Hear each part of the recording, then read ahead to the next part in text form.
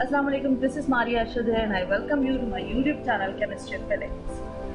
I am here with the 12th part for playlist for UHS and MTCAT Chemistry MCQs preparation practice. So let's get started.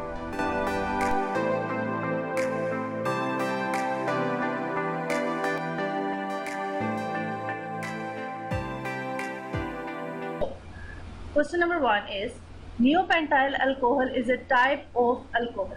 तो ये तो बहुत easy MCQs है। Neopentyl alcohol एक primary alcohol है, क्योंकि अगर हम देखें तो नियोपेंटाइल अल्कोहल का स्ट्रक्चर क्या है, यहाँ पे CH3 आता है, एक इधर CH3 आएगा, एक इधर आएगा CH3 और यहाँ पे एक CH2 आएगा। क्योंकि हम लोगों ने जस्ट ये देखना होता है कि फंक्शनल ग्रुप किसके साथ अटैच है। तो नियोपेंटाइल, नियो का मतलब ये है कि इस तरह से जो पेंटेन होगा उसकी फॉर्म होगी। आगे अल्कोहल है तो अल्कोहल का जो फंक्शनल ग्रुप है यानी कि OH वो इस वाले कार्बन के साथ लग जाएगा। अब हम लोगों ने ये देखना है कि कौन सा अल्कोहल है, तो हम जस्ट फंक्शनल ग्रुप को देखेंगे कि वो कौन से कार्बन के साथ अटैच है।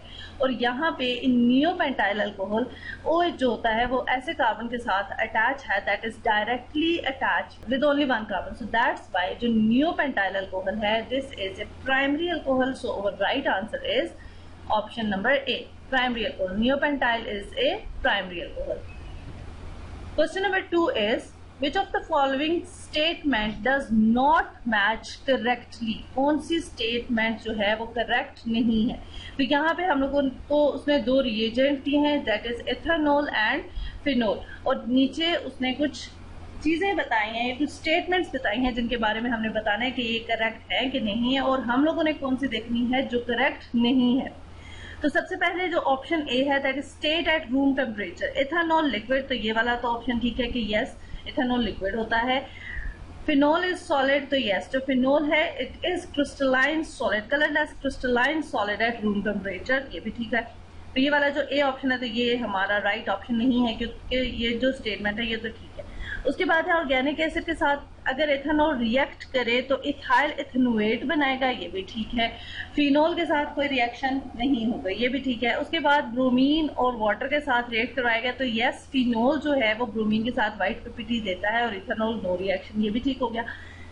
अब हमारे पास जो ऑप्शन रह गया लास्ट वाला डी ऑप्शन, इसमें उन्होंने क्या बताया हुआ है कि जी कंसंट्रेटेड सल्फ्यूरिक एसिड के साथ एथेनॉल की जब एथेनॉल की डिहाइड्रेशन होती है and only ether is form, this is not the right statement because only ether form नहीं होता, इसमें एल्कीन और ईथर बनता है। टेम्परेचर पे डिपेंड करता होता है कि एल्कीन बनेगा कि ईथर बनेगा, मींस इसमें जस्ट ईथर की फॉर्मेशन नहीं होती। और जो आगे लिखा हुआ है कि फिनोल गिव्स नो रिएक्शन, तो ये भी गलत है क्योंकि फिनोल सल्फ्यूरिक एसिड के साथ सल्फोनेशन का रिएक्शन देता है, मींस सल्फोनेशन हो जाती है फिनोल की। अगर हम फिनोल के साथ इसका रिएक्शन करवाएं तो किस तरह से होगा, ये फिनोल है OH और यहाँ पे इसकी हो जाती है सल्फोनेशन, मींस जो बेंजीन के साथ रिएक्शन होता है सल्फ्यूरिक एसिड का, इसी तरह से इसके साथ भी रिएक्शन होगा और यहाँ पे लग जाता है SO3H। इस तरह से इसका ये रिएक्शन होता है। इट मीन्स के जो हमारा राइट ऑप्शन है that is option D. Option D is our right answer. Question number 3 is Which of these molecular formulas represent first 3 members of the alcohol family?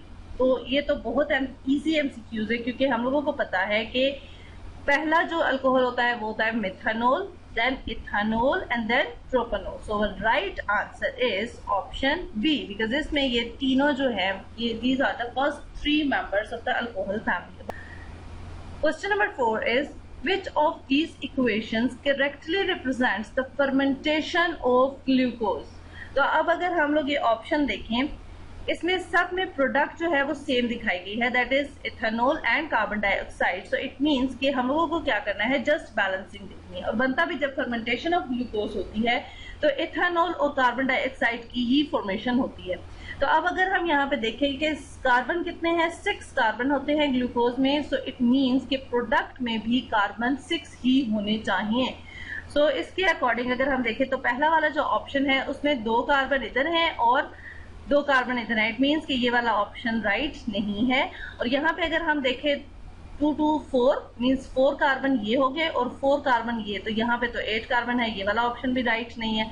उसके बाद ये वाला जो ऑप्शन है इसमें 4 कार्बन और प्लस 2 कार्बन, इट मीन्स कि यहाँ पे 6 कार्बन पूरे। जस्ट हमें बैलेंसिंग ऑफ द इक्वेशन देखनी है। लास्ट वाला जो ऑप्शन है अगर उसको हम देखें तो इसमें 2 और इसमें 4, इसमें भी 6 कार्बन बन रहे हैं, लेकिन अगर आगे बैलेंसिंग देखी जाएगी हाइड्रोजन जो है वो कंप्लीट नहीं हो रहा क्योंकि हाइड्रोजन बैलेंस्ड नहीं है ऑप्शन नंबर डी में, और हमें बैलेंसिंग करनी है।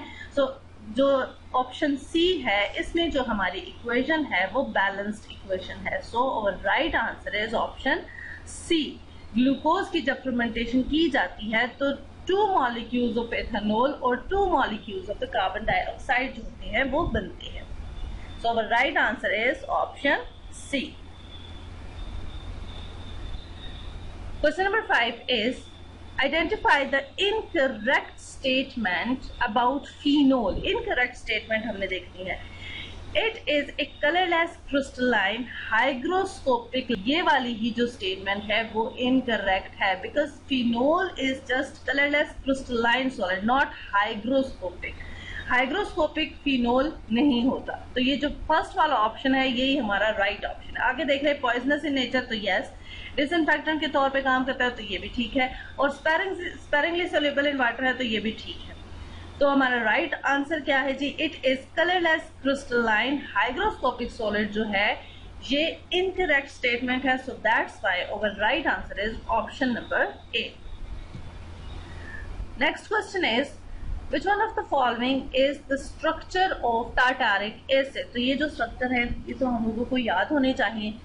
तो टार्टारिक एसिड का जो स्ट्रक्चर है वो ऑप्शन नंबर डी पे हम लोगों को गिवन है। ऑप्शन नंबर ए जो है दिस इज ग्लाइकोल,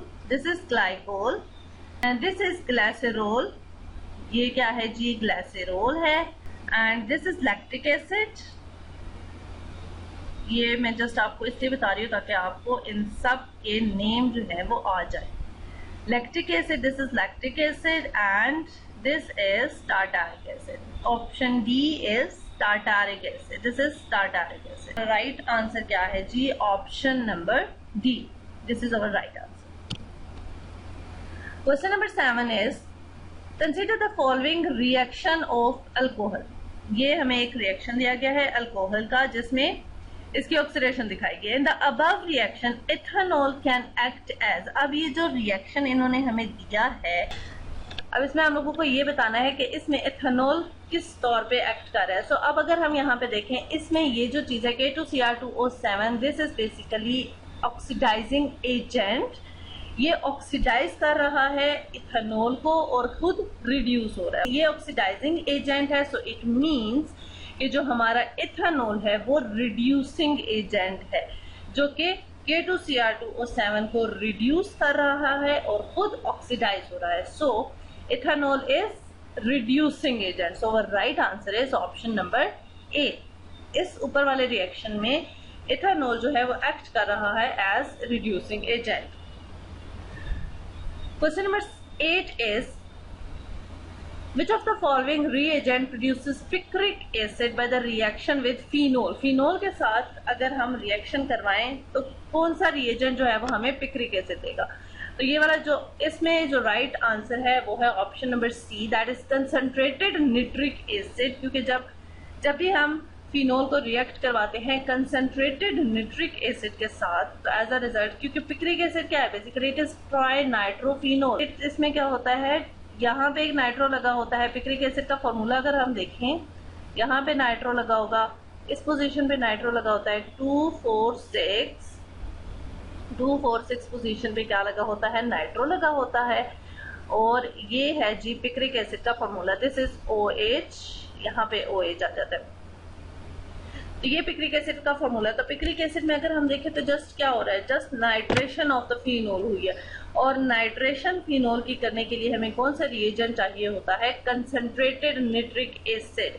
सो और जो सल्फ्यूरिक एसिड चाहिए होगा ना जब रिएक्शन करते हैं तो उसमें हमें सल्फ्यूरिक एसिड भी चाहिए होता है। तो सल्फ्यूरिक एसिड भी जो हम लेंगे वो भी कंसंट्रेटेड लेंगे। दोनों चीजें इस रिएक्शन में कंसंट्रेटेड होते हैं, निट्रिक एसिड और सल्फ्यूरिक एसिड दोनों। सो हमारा राइट आंसर इसमें क्या है? Option number C, this is our right answer. Concentrated nitric acid की प्रेजेंस में फिनोल जो होता है वो पिक्रिक एसिड प्रोड्यूस करता है। Question number 9 is Which of the following type of the reaction is shown by phenol? phenol से कुछ तरह के रिएक्शन होते हैं. Reaction due to OH group only, तो ये तो ठीक है, OH ग्रुप से रिएक्शंस होते हैं. Reaction due to benzene ring only, benzene ring से भी होता है, ये वाला ऑप्शन भी ठीक है. सो इट मींस कि हमारा जो राइट आंसर है वो है option number C, that is both here. Benzene ring की वजह से भी रिएक्शन फिनोल देता है और OH ग्रुप की वजह से भी देता है. So this is our right answer. Question number 10 is the relative strength of the phenol, water, ethanol and carboxylic acid has the following order of the increasing acidic strength. अब हम लोगों ने एसिडिक स्ट्रेंथ को check करना है. तो इसमें अगर आपको मैं टाइम सेव करने के लिए एक हिंट बता दूं तो इसमें जब भी एसिडिक स्ट्रेंथ हम इनमें से देखेंगे तो सबसे लास्ट पे एथेनॉल आएगा. सबसे लास्ट पे एथेनॉल आएगा. ऑप्शन में एथेनॉल जो है वो लास्ट पे आ रहा है, that is option number B. तो हमें इस पे डाउट है. अब हम इस वाले ऑप्शन को सारा गौर से देख लेंगे. तो अगर हम इसमें देखें एथेनॉल, ऑप्शन नंबर बी जो है उसमें एथेनॉल लास्ट पे आ रहा है. और अब अगर हम सारा देख ले तो सबसे पहले क्या है, carboxylic acid. Yes, it is the strongest acid. After that phenol, ये भी ठीक है. उसके बाद वाटर और उसके बाद एथेनॉल. सो हमारा जो राइट आंसर है that is option number B. Option number B जो है this is the correct order of increasing acid strength. सबसे ज्यादा क्या है, carboxylic acid, then phenol, then water and then ethanol.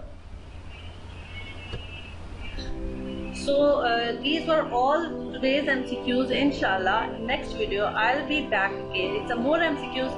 So keep watching. So give a big thumbs up to my video if you like it. Stay tuned. Subscribe to my channel. Thanks for watching.